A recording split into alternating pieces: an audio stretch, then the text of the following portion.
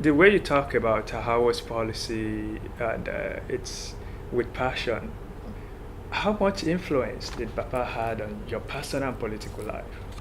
He must have had a tremendous amount, even though I didn't realize it when he was alive until he died. He must have had a deep impression on me, very deep, because I actually really passionately believe in everything that he stood for and everything that he did. And I believe that his prescriptions for this country remain so valid up till today. And I think for as long as people bypass those prescriptions, for so long, will we continue to grow in the dark. Okay, that will lead us to participation of women in politics in Africa. So you were a member of Constituent Assembly in the 80s, late 80s, and also you actually ran for the governorship of Lagos State. From your experience, do you think women are there in Africa, particularly in Nigeria? There is no any woman governor. Yeah, in a patriarchal society like we have, obviously, women still need somebody to prop them to, up. to help them up, because that is the nature of politics around here. People still don't think that women should be that prominent. And everywhere too. I mean, we're waiting to have a female president in the United States of America. So that is why I agree with affirmative action. But affirmative action in the sense that only qualified, because right now, a woman has to be overqualified to even get half of what she's qualified to do. But my own interpretation of affirmative action is where two people are equally qualified for a position, and one of them is a woman. Give it to a woman until the agreed percentage is reached. You understand what I'm saying? So I think women are still being shortchanged because that is the society in which we live, and I think we should do something about that. They should be. So what would you say? It's like you ran for the governorship. It's a very big risk that you took at that time. What are the factors you saw that still today the problem for women to run for such office? First of all, everything became monetized. I was naive enough not to have expected that. I should have. But then, that was not the kind of politics that I grew up on. So I wasn't really expecting that would be a factor. People just threw money at politics and reduced the whole thing to a marketplace. And then there was the violence and the bitterness. I went through quite a bit, but it was part of the package. So I kind of I took it in my stride. But I think the most of it is the politics, the dishonesty, the lack of integrity on display. I couldn't really come to terms with that. I couldn't deal with it. Do you have any fear for Nigeria? What would be your fear? What's your fear? My fear is that the kind of politics that is being played right now will continue. And the disconnect between the leaders and the governed will continue to widen with unpleasant consequences. That is my feeling. And what would that mean for the younger generation? Well, I think it's obvious, isn't it? Unless you have a country, what would you need? I fear that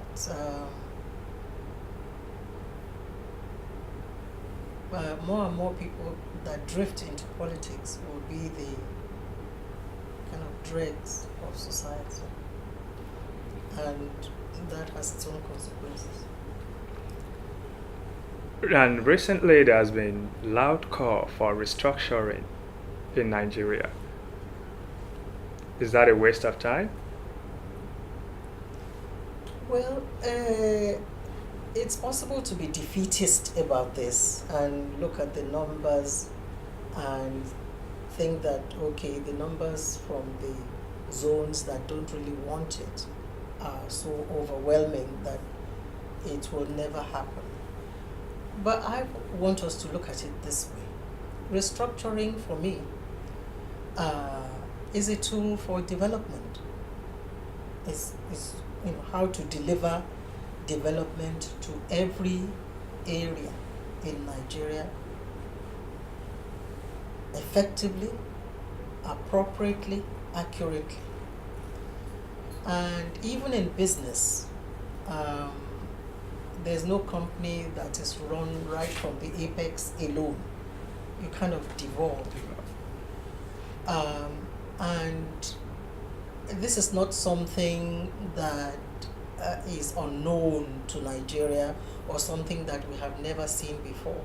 It is a system, it's a truly federal system of government that was run in the First Republic in this country, and to this day remains the benchmark for good governance in this country.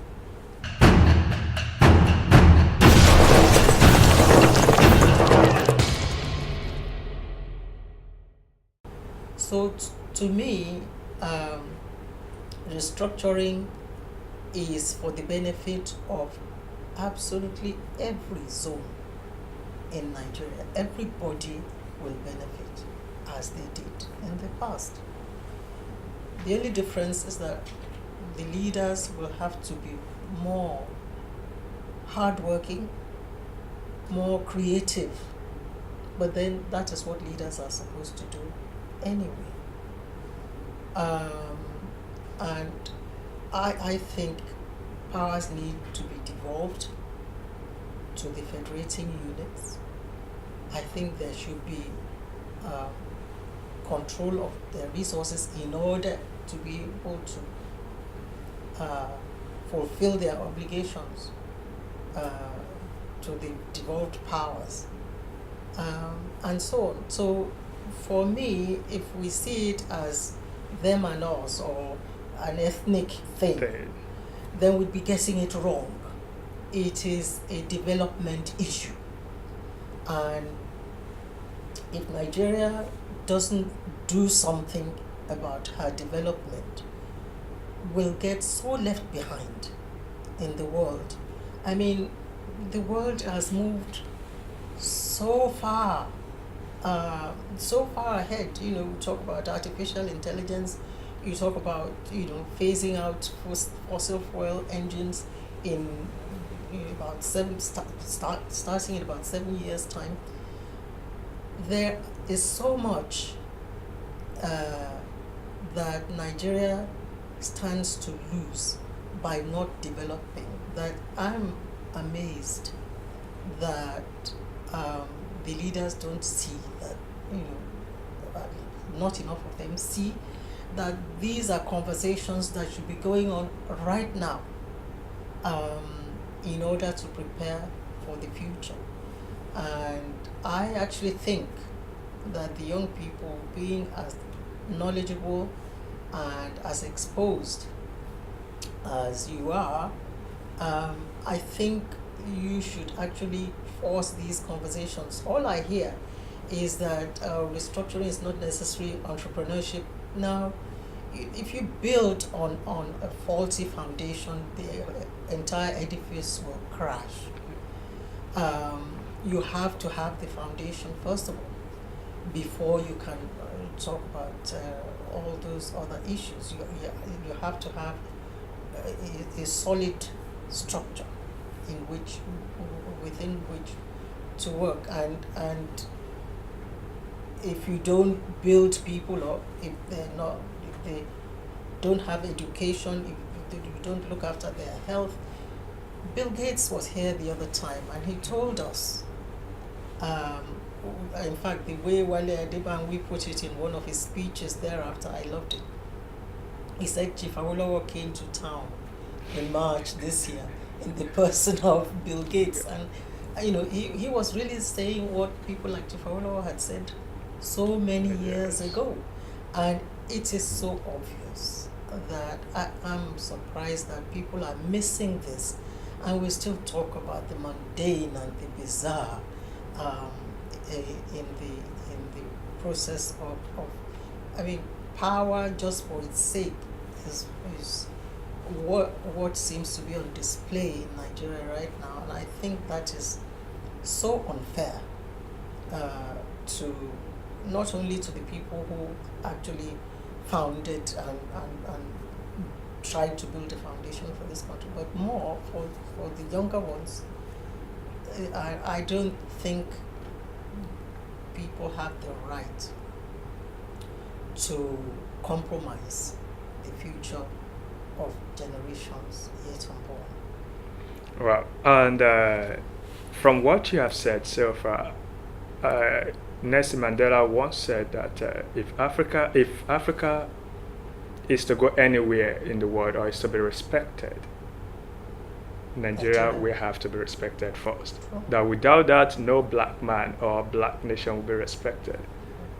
It's Africa in danger if Nigeria is what it is today. Absolutely. Nigeria is, they give those figures, 1 out of every 5 Nigerian Africans is Nigerian or something. Yes, 1 out of 4. 1 out of 4. Things like that. So, and we're huge. We're a big market. We're big. We have such potential, and we have everything that any country needs to make it. We have everything. We have the human resources. We have the natural resources. We have everything. You are out there in Canada or in Yes. the US, and there are hundreds of thousands like you. I left my position as ambassador. I went back to work as a doctor, and I worked for some years in the United Kingdom, and I came across some really, really brilliant Nigerians. There was one in particular who was a vascular surgeon. They called him a miracle worker, where he was working, because the most difficult cases he actually qualified in the University of Ilorin. Yes, and right now I think he's living in Canada. He's doing very well. Why did we lose all those people from Nigeria? How did we get to that point? So we have everything we need. All we need is the leadership to harness it and to create an environment that people like you will look at and think, yes, it is worthwhile going back there. If I do, my children will get their education, our healthcare will be well taken care of, the infrastructure will be there, we'll be able to, there'll be freedom of speech, there'll be freedom of association, there'll be liberty and just an opportunity to soar. Until that happens, I don't think we can get people like you back. At least you now have a leg in and a leg out. Some of them haven't got a hope. They just don't see their way through in Nigeria anymore, and that is so sad.